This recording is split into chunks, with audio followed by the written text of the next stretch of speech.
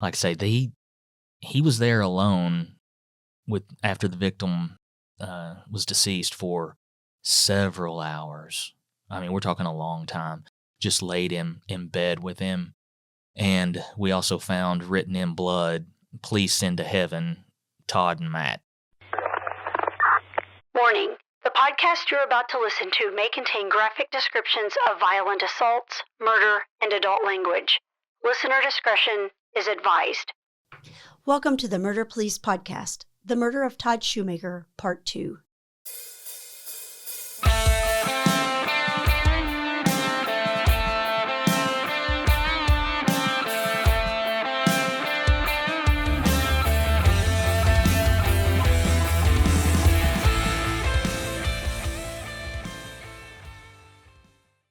Well, first of all, any idea how long they'd been a couple? About half a year, Got a half according to relatives and Mr. Donahue himself. Any legal history of domestic violence? Any No, wars in place? no. I was always curious about that. There was an interesting issue about this case. The couple shared a dog. It was primarily Mr. Schumacher's, named Monroe. And there was an argument. This was a couple of weeks before the murder. Mr. Donahue had gotten angry at Mr. Schumacher, taken his dog and put it in the oven and turned the oven on. Oh, wow. Yeah. So he killed the dog. No, they got the dog out in time.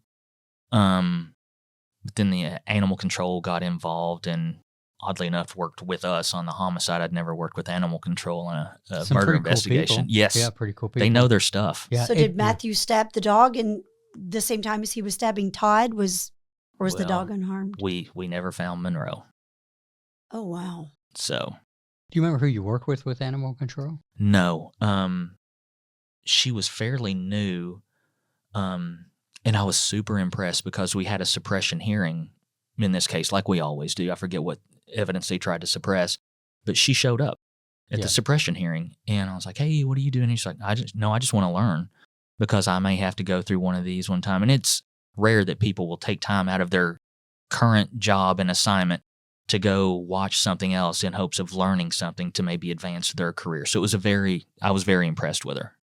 I'm trying to think of how to pronounce her first name. And I feel awful about this because she's probably listening. Jai or Jay. And Yes. Jay, yeah. Yeah. And I feel awful about that because I've actually been in communication with her on the case. Oh, A really? little bit. And what I might do is I think she's agreed to do it, is to come in and do an epilogue on it, on animal abuse and how that translates into Absolutely, it because does. she is really sharp. I worked Yeah. with her a little bit when there were some conversations when I was on the command staff about warrant service and things like that when we were trying to coordinate. And you're right, she's a detective. Yeah, She is. I remember I think, gave me a call on down the road after that, just asking for advice, and very impressed with her because, heck, half the time we try to get young detectives to come watch testimony. And like, I'm busy, I can't make it. But for her to, certainly not obligated in any way, it was just her own self-motivation to learn things and become better at her job. Yeah, hopefully we get her on here. Well, maybe, Yeah, that would be because great. it would be a great epilogue to this to kind of fold into that, because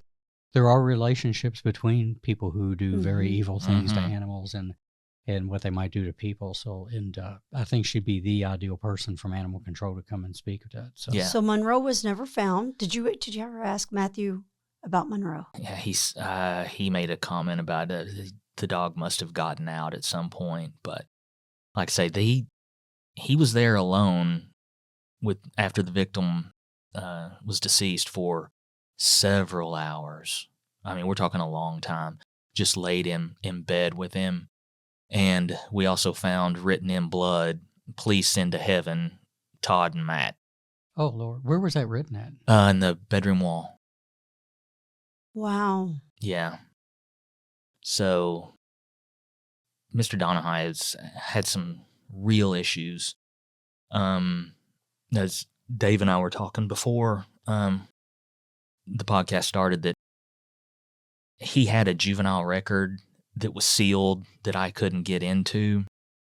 And when they're sealed like that at such a young age, typically it's something really bad. And I wound up, of course, this made the news, as most homicides in Lexington do. Ran into a school teacher that asked if I was the one handling that case. And I said, yes, I was. I was like, well, what's your interest? She's like, well, I was a teacher of Matthew Donahue. And she's like, yeah, I had to give statements about something that he did that I'm still not allowed to talk about. And she said that as a young child or student, this is elementary school, she was scared of him. Wow. So he had some severe mental issues. He had mental issues, but to keep it straight a little bit, Yeah. he was evaluated, because we'll get to Yes. trial in a minute, but I just want to make sure we're clear on the idea that was sorted out in court before he actually stood trial, obviously. Yeah, it's just and Dave, we dealt with people with mental issues, and you can be a full-blown paranoid schizophrenic. Those are pretty easy to spot. But it's the sociopaths, the borderline personality disorders that you start to pick up on if you've dealt with them enough. And just an amateur guess, I'd say he has borderline personality disorder, very manipulative, very intelligent. He played the victim role very, very well. And luckily we had the evidence at the scene, because again, it's like you can do this for 50 years and get a read on somebody and be wrong. Right. That's why we need evidence to convict people. Exactly. You know, I don't ever want to go on my gut. And I don't like not believing individuals I'm interviewing, because I've been wrong before and I'll be wrong again. But it's so nice to have that evidence tucked away from the scene that that you can, poke holes in their story with. But no, he was very convincing, played the victim role very, very well, but I just knew he was lying. Wow. So you get your confession from him, and I'd say admission. Yeah. Admission from him. And well, in the interim too, after that, you talked about the autopsy. Did you attend the autopsy? I did not. We were still doing stuff with the investigation. It's typically the next day. So forensic service detectives go up, and that's when they told me the count was over 100. So I was floored at that. And he had them all over his body, from the top of his head to his feet. Did they have any information, and this goes back a ways, so if you don't remember, that's okay too. Did they have any information about depth, or did the knife hilt make contact? You know what I'm talking about? Is it, a lot of times they're serrated. Yeah, it was, we believe the murder weapon was just a regular kitchen steak knife, probably like 5 inches long, and several of the stab wounds, especially to the abdomen, were very, very deep. Was the murder weapon at the scene? It was. Okay, cool. And also, I was wondering, with that many, how long did Todd endure this before he passed? There's no way of knowing. Because hopefully the first one was you would have to got an artery and he bled out quickly, because if not, that's a horrible way to go. Torturous way to it's something to endure. That's awful. Well, and again, I do believe, just because of the size difference between the two, he attacked him while he was laying on the couch or sleeping. So that's where he got in probably several devastating wounds, and then the rest was all just rage. Coming back to the interview, did he ever move off that last point of self-defense and a couple hits? Did he ever hint away to anything like that? It wound up when we were starting to confront him about the multiple stab wounds, like, well, where did this happen, and why was the back of his calf stabbed? He, again's like, I'm just so exhausted. I probably do need an attorney at this point.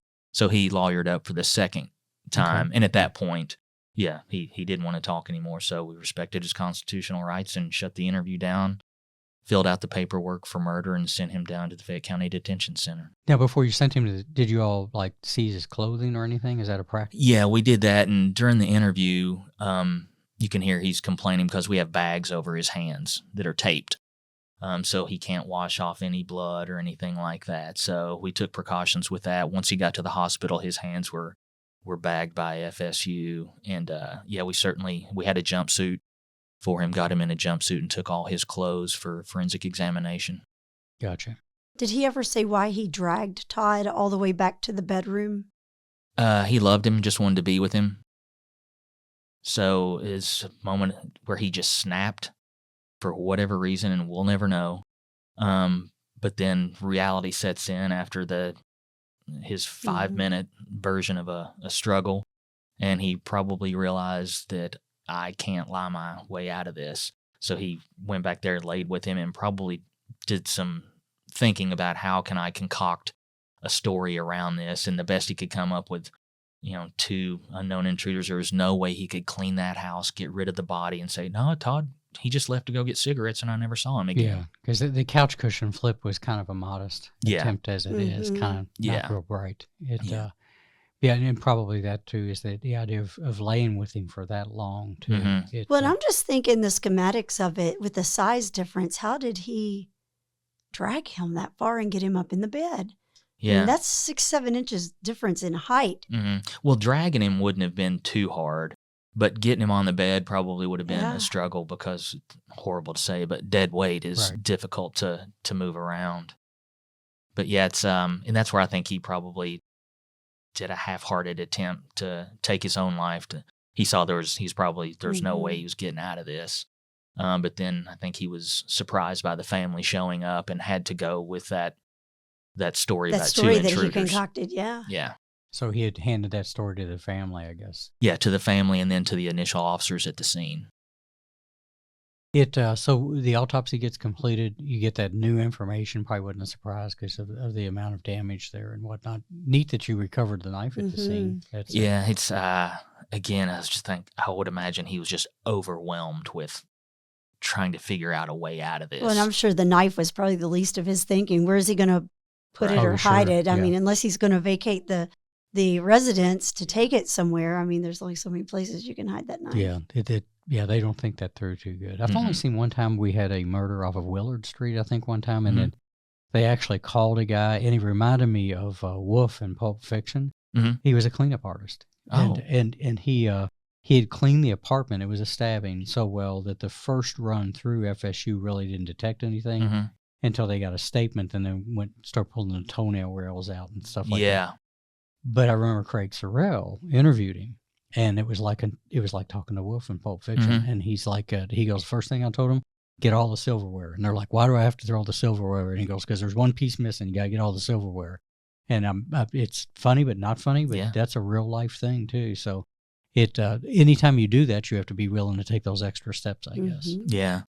No, I remember, I think it was the Alex Johnson case where he was in the garage. That's where they put him in the barrel to transport him down to the river. And we did some swabs to see if we could find any blood. And there was such a small amount on the railing of the garage door.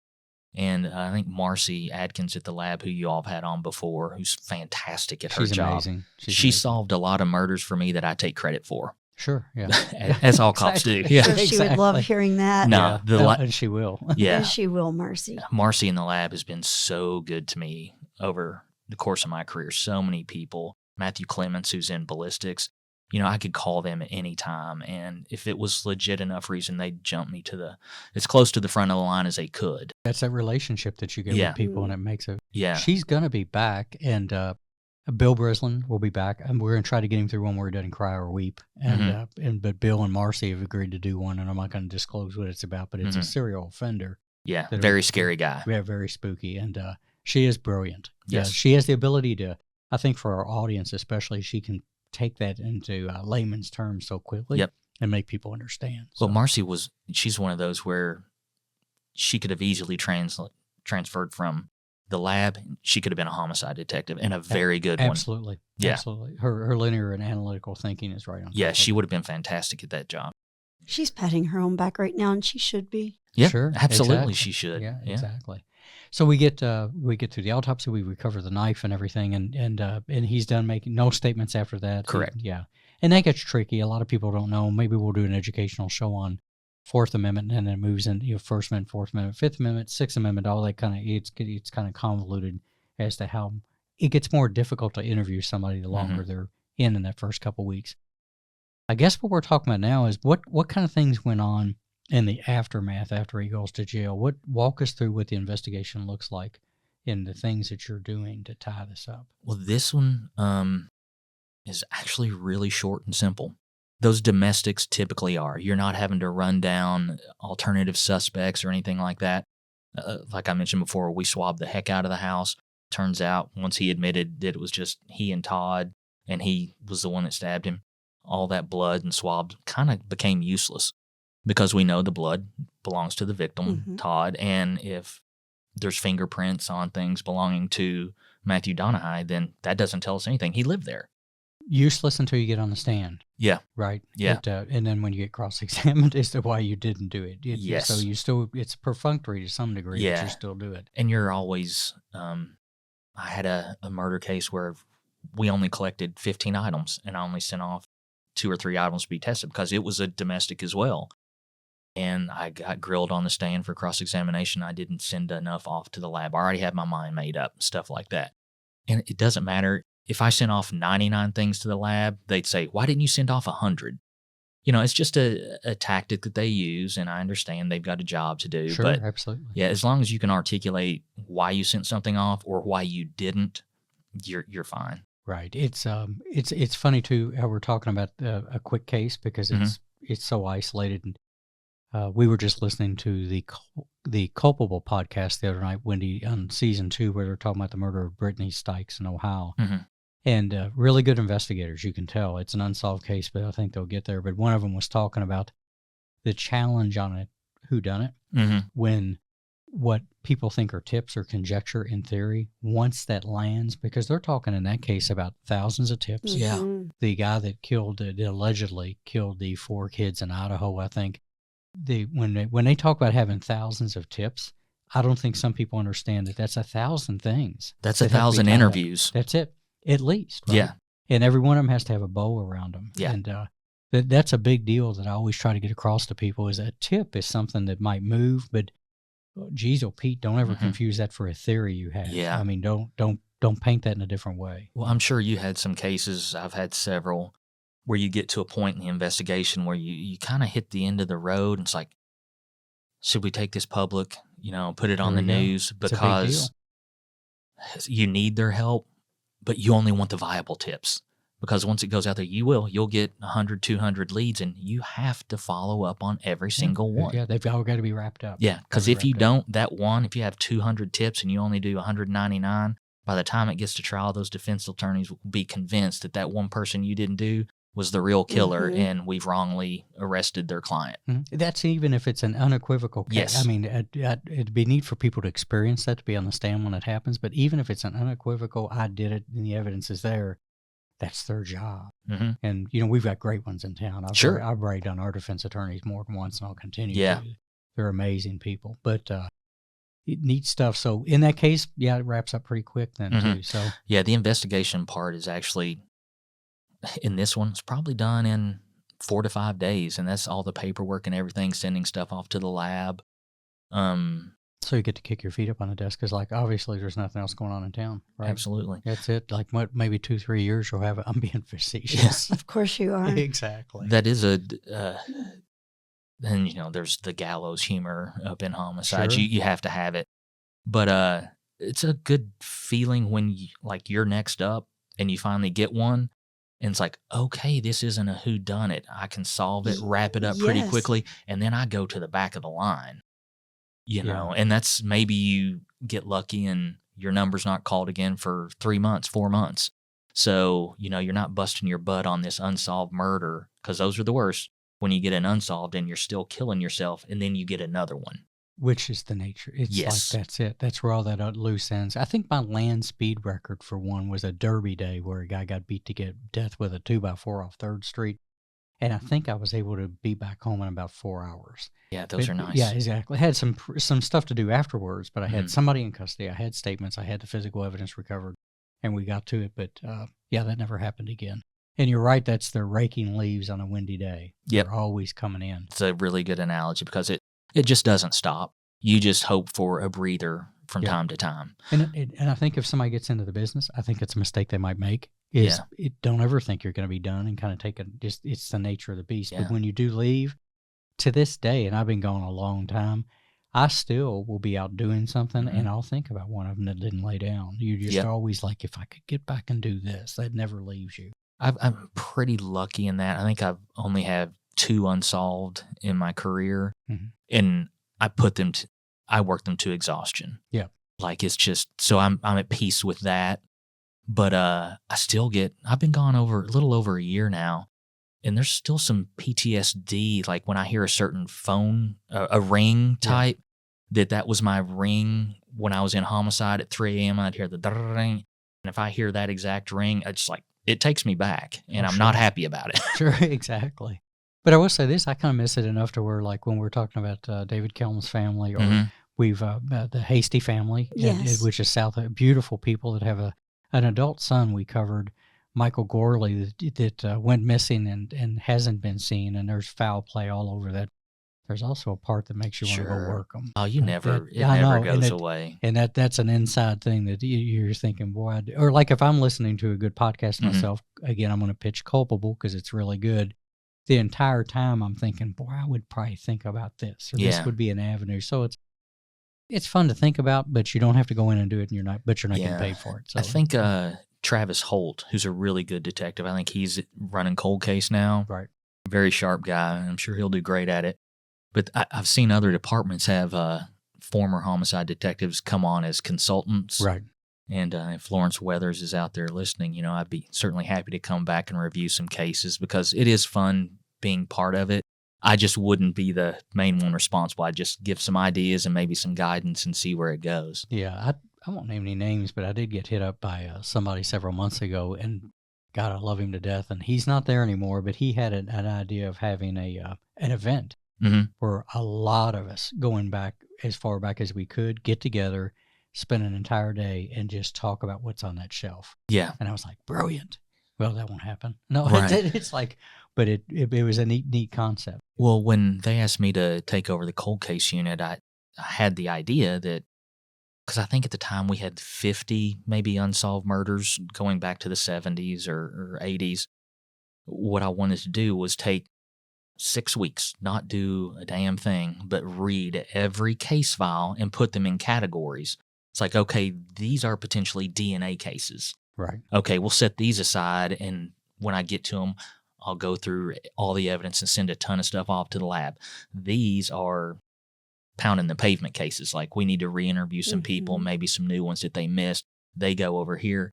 And then there's some that, no fault of any detectives, sometimes the bad guy wins. They get the breaks. Sure. And there's just hardly any solvability to those, and set those aside so you can work on the ones that actually have a chance of getting solved. And the first thing you do is you send all those off to the lab, and hopefully you get a phone call or two in 6 months. It's like, hey, no, this belongs to so-and-so.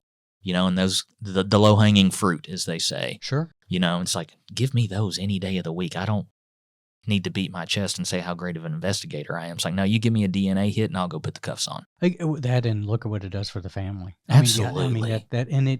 Whether it's low-hanging fruit or high-hanging fruit, I think that the name of the game is to see how many of those you can get. Yeah, I just finished up a couple pled guilty to a cold case murder that happened in 2010. But yeah, that's when I made contact with the victim's daughter.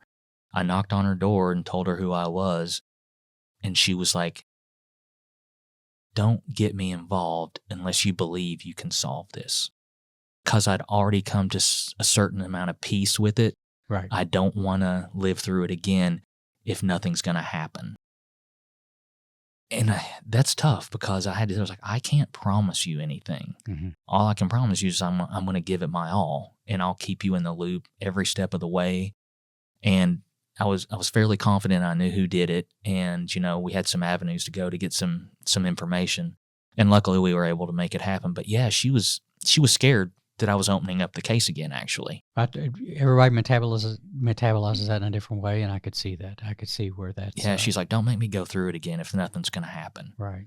So that was a real relief off my shoulders when we finally got the arrest of the two individuals, and yeah, she was very grateful and also frustrated that it took 13 years, Absolutely. Yeah. Crazy. Well, let's go back to this one. Sure. That didn't take 13. Thank God for the family on that. Is where do we go now? If pretty quick investigation, get some things back, some lab work, you got your autopsy reports and everything. What happens next? Hey, there's more to the story, so go download the next episode like the true crime fan that you are. The Murder Police podcast is hosted by Wendy and David Lyons and was created to honor the lives of crime victims, so their names are never forgotten.